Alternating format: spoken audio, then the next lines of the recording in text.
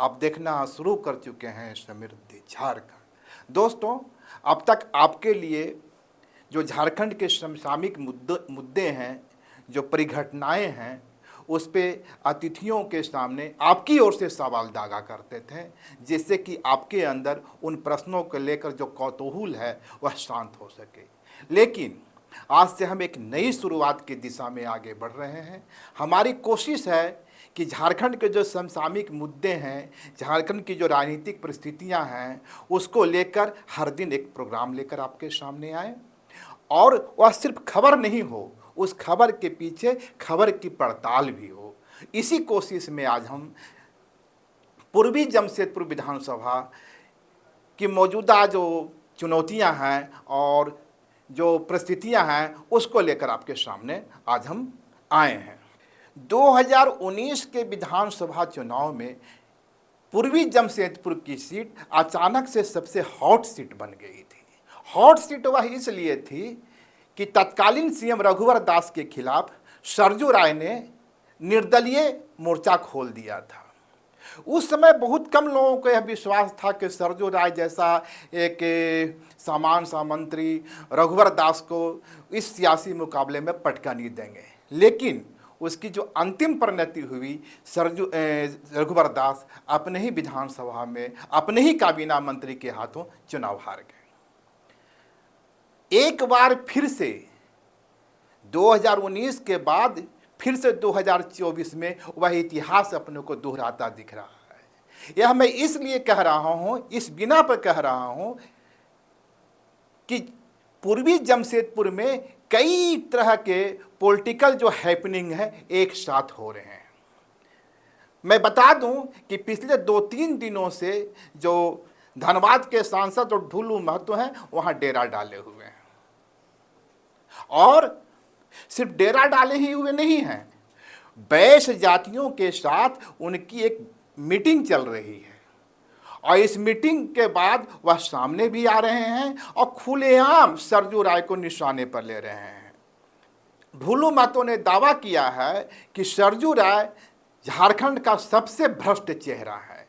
उनका आरोप है, और सार्वजनिक मीडिया में उन्होंने आरोप लगाया है कि निशाने पर हर वक्त सिर्फ दलित, पिछड़ा और आदिवासी नेता होता है। उनका इशारा लालू यादव से लेकर खुद ढुलू महतो और हेमंत सोरेन, मधु कोड़ा, ये सारे लोगों के ऊपर था।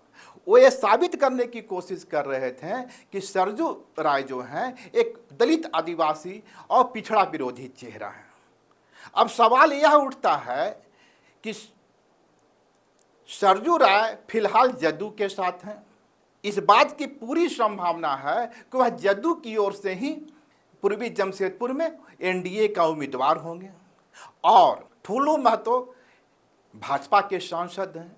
भाजपा जदयू दोनों एनडीए का घटक है, तो फिर ढुलू महतो इतनी एग्रेसिव तरीके से सरजू राय के निशाने पर क्यों ले रहे हैं, और इसके पीछे की रणनीति क्या है? क्या इसके पीछे भाजपा की भी मौन सहमति है?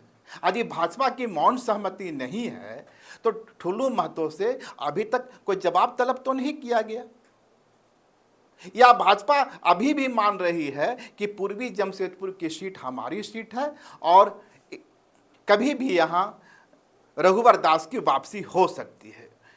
यह भाजपा का अपना आकलन हो सकता है, पर आम रूप से राजनीतिक गलियारों में या आम लोगों के बीच ये चर्चा है कि यह भाजपा वो यह सीट जदयू को हिस्से में डाल रही है और सरजू राय यहाँ से उम्मीदवार होंगे। लेकिन हमें यह भी याद रखना चाहिए कि पिछले कुछ दिनों से रघुवर दास, जो उड़ीसा के गवर्नर भी हैं, झारखंड के पूर्व सीएम भी रहे हैं, लगातार जमशेदपुर के दौरे पर हैं, और इसी बीच ढुलू महतो का वहां पहुंचना और इस तरह से सरजू राय के खिलाफ घेराबंदी करना, इसके कुछ संकेत हैं। वह संकेत इस बात का इशारा कर रहा है कि सरजू राय जिस चाहत के साथ, जिस मंशा के साथ जदयू की सवारी किए हैं, शायद वह पूरी नहीं होने वाली है, या उसकी राह में कई कांटे हैं। आपको बता दें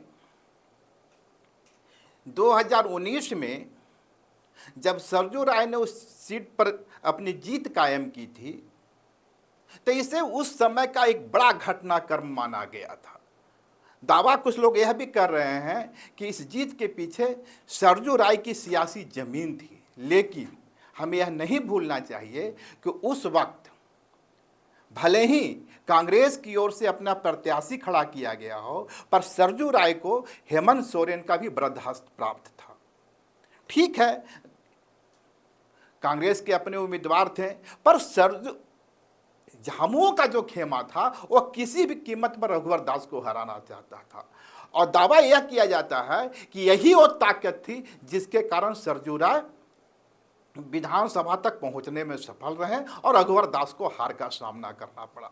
लेकिन क्या इस बार भी वही परिस्थितियां हैं? क्या इस बार सरजू राय सिर्फ अपनी सियासी जमीन के बूते पूर्वी जमशेदपुर की सीट को फतह करने की स्थिति में है? नहीं। खुद सरजू राय ने कई बार इस बात को स्वीकार किया है कि एक निर्दलीय विधायक के लिए, एक निर्दलीय व्यक्ति के लिए इस जो चुनावी समीकरण में अपनी जीत को सुनिश्चित करना बेहद मुश्किल है। कई संसाधनों की जरूरत होती है और संसाधनों के साथ ही एक सामाजिक वर्ग के साथ की जरूरत होती है।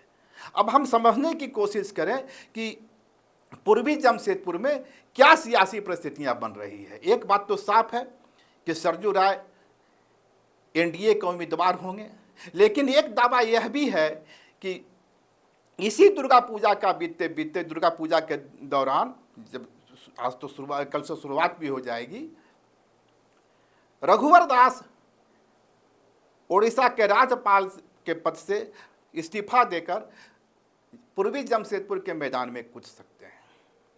दूसरी तरफ कांग्रेस की ओर से अजय कुमार एक बड़ा चेहरा बताए जा रहे हैं, जिनका भी मुकाबले में उतरना तय माना जा रहा है। इस प्रकार इस बार पूर्वी जमशेदपुर में त्रिकोणीय मुकाबले के आसार बन रहे हैं। अब हमें समझने वाली बात यह है कि इस त्रिकोणीय मुकाबले में यदि होता है, यदि रघुवर दास आते हैं या फिर रघुवर दास की ओर से उनके कोई सगे संबंधी, जहाँ तक बात आ रही है उनके पतोह के चुनाव लड़ने की, कोई भी रिश्तेदार उनका मैदान में उतरता है, उसके बाद इस त्रिकोणीय मुकाबले की परिस्थितियां क्या होगी। इसके लिए हमें इन तीनों के जो सामाजिक आधार हैं उसे समझना पड़ेगा। एक बात तो साफ है कि सरजू राय पर पिछड़ा विरोधी चेहरा होने का आरोप लग रहा है।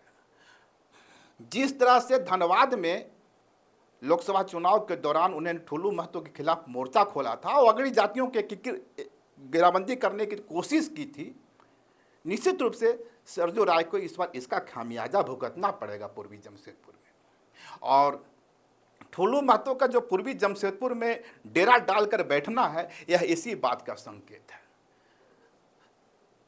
तो सरजू राय के हिस्से एक जो वहाँ की अगड़ी जातियां हैं और भाजपा के बहुत ज़्यादा जो हार्डकोर वोटर हैं वो साथ हो सकते हैं, लेकिन रघुवर दास के साथ तमाम वैश्य जातियां और पिछड़ी जातियों का भी साथ मिल सकता है। यह ठीक है, सीएम बनने के पहले तक रघुवर दास का चेहरा सिर्फ पूर्वी जमशेदपुर या उसके कुछ एक क्षेत्रों में ही सीमित हुआ करता था, लेकिन हमें यह नहीं भूलना चाहिए कि सीएम की कुर्सी पर पहुंचने के बाद रघुवर दास झारखंड की सियासत में वैश्य जाति के साथ ही पिछड़ी जाति का एक बड़ा चेहरा बनकर उभरे हैं। आज के दिन में झारखंड के किसी भी हिस्से में उनका एक बड़ा समर्थक वर्ग मौजूद है। तो निश्चित रूप से यह कहा जा सकता है कि पूर्वी जमशेदपुर की लड़ाई में इस बार पिछड़ी जातियों की, खासकर वैश्य जातियों की गोलबंदी जो है, यदि सरजू राय उतरते हैं तो उनके साथ होगी।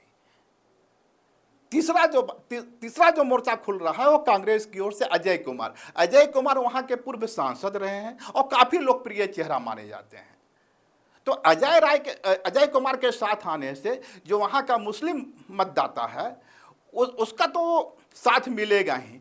इसके साथ ही जिस तरह से राहुल गांधी का एक क्रेज पूरे देश में देखा जा रहा है और कांग्रेस लगातार अपनी जमीन को वापस पा रही है, उस कारण में वैश्य जाति को छोड़कर पिछड़ी जातियों का जो एक बड़ा समूह है वह भी कांग्रेस के साथ जा सकता है।